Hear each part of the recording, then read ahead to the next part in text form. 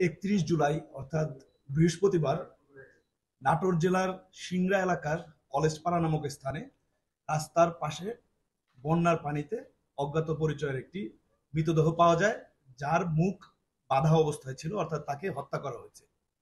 এই হত্যাকাণ্ডের কোনো প্রকার ক্লু ছিল না, যেহেতু রাস্তার পাশে বন্যার পানিতে ভাসমান অবস্থায় মৃতদেহ পাওয়া যায়।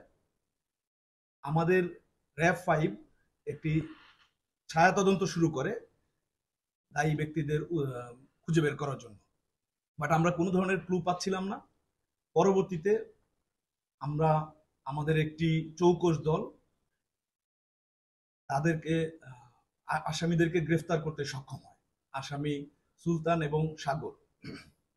হত্যাকাণ্ড সংঘটিত হয় গত বুধবার।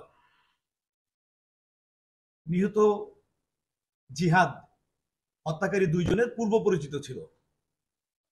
খুন হওয়া ব্যক্তি মূলত একজন ভ্যান চালক, তার এই ভ্যানকে নিয়ে যাওয়ার জন্যই হত্যাকাণ্ড সংঘটিত হয়।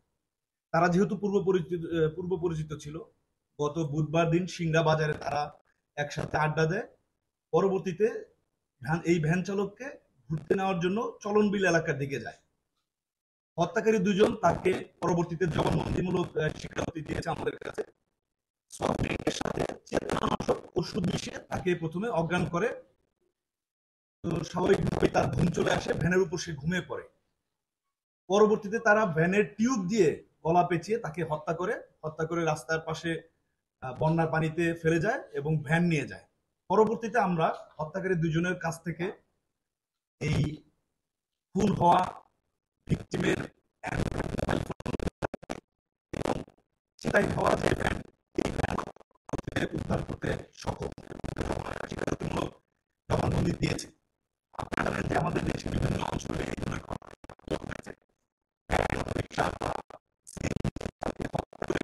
সকল যানবাহন নিয়ে যাওয়া হয়। তো আমরা একটা সতর্ক বার্তা দিতে চাই,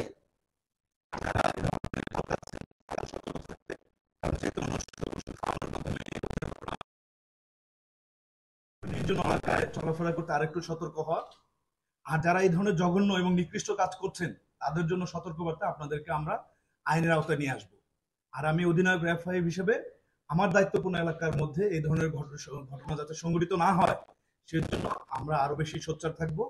ঘটনা ঘটে যাওয়ার পর একজন নিরীহ ব্যক্তি, ভ্যান চালক, অত্যন্ত সাধারণ মানুষ এবং নিরীহ হলেও আমরা কিন্তু এই হত্যাকাণ্ড কারা সংগঠিত করলো উদ্ধারের জন্য কিন্তু তাৎক্ষণিক আমাদের কার্যক্রম শুরু করি, যাতে করে তাদেরকে শাস্তির আওতায় নিয়ে আসার মাধ্যমে এই ধরনের জঘন্য